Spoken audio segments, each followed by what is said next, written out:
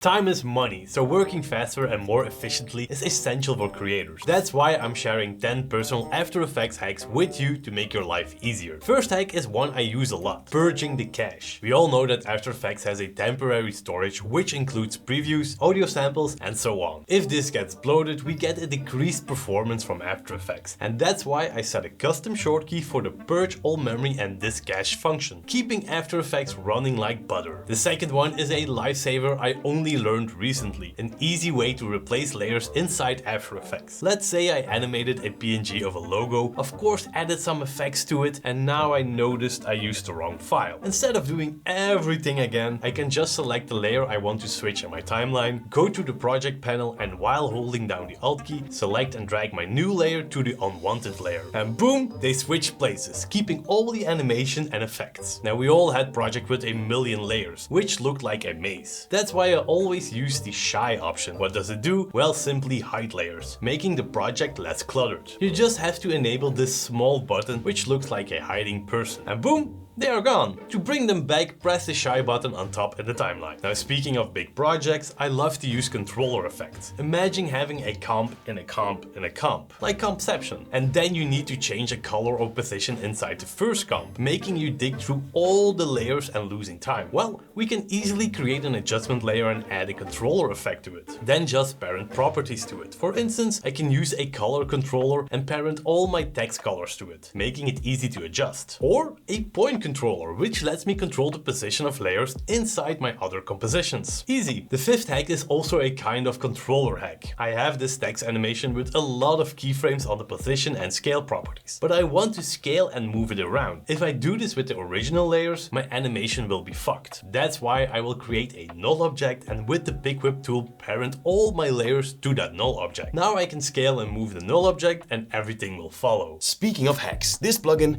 is my favorite one. It's called the Storyblocks plugin, which you can use to download millions of assets straight from the plugin without leaving After Effects. This video is not sponsored by Storyblocks. I just really felt it deserved a spot in this hack list. So basically, you're getting 11 hacks today. If you need some footage to practice VFX, just type in whatever you need and boom, there you go. Besides footage, you can access thousands of templates completely pre-made for you. Oh, and this plugin also works in Premiere. Storyblocks has the highest quality music and sound effects you can find, and you don't need to worry about copyright strikes or anything like that, so that you can focus on what's actually important, and that is creating. Again, this video is not sponsored, but I want to say thank you to Storyblocks anyway for the support on the channels. Definitely check out the link down below. The sixth hack is a simple one, using the search box in the timeline. Opening all the properties can be a hassle, especially with shape layers. But with the search bar, I can easily type in color or path and instantly get the property. Number 7. How to remove effects from multiple layers. In Premiere Pro, you can use the remove attributes function. However, in After Effects, it's a little bit different. I need to select the layers with the unwanted effects and go to the effect menu on top and choose remove all. Of course, I can also use the short key Ctrl-Shift-E and the layers will be effectless. Hack number 8. I have this cool animation, but it's way too fast. Now I can adjust every keyframe manually, making the animation slower, but ain't nobody got time for that. So let's select every keyframe, hold the Alt key, go to the last keyframe and drag it to the right, making the whole animation slower. When speaking of animations, I think of motion blur. They go hand to hand. So you can easily enable the motion blur by clicking on this switch in the timeline, but sometimes the standard motion blur isn't enough. You need more. Simply go to the composition settings by pressing Ctrl and K, then navigate to the advanced tab and increase the shutter angle. Boom,